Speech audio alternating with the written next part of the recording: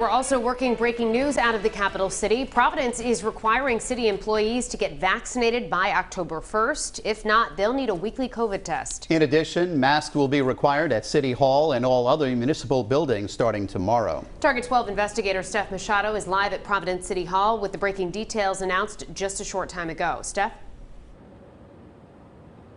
Well, starting tomorrow, if you want to come here to Providence City Hall or any other city building, you will need to have a mask on hand. Providence Mayor Jorge Elorza also requiring employees to provide proof of COVID vaccination by October 1st, or they will have to submit to weekly PCR COVID tests. The new requirement applies to hundreds of city workers, including police and firefighters, but not the school department, since that is now controlled by the state.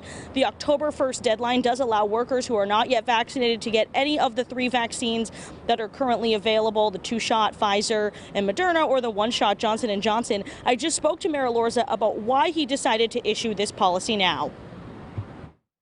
The reason why we're doing this is, of course, we have a growing concern with the Delta variant.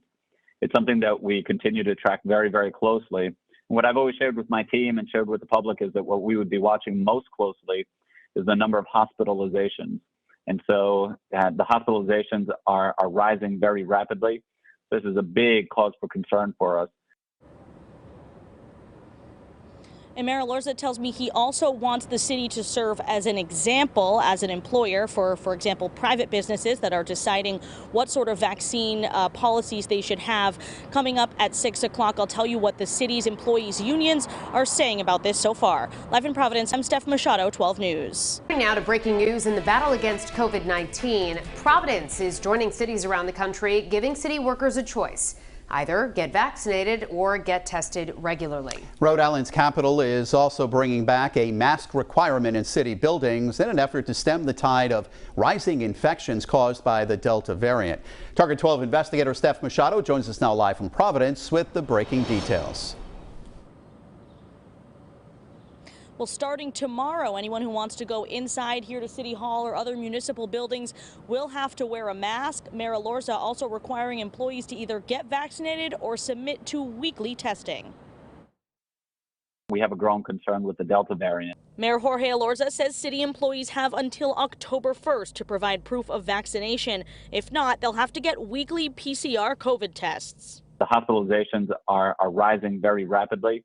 This is a big cause for concern for us, and that's why we want to both protect all of our employees and protect everyone who comes to City Hall.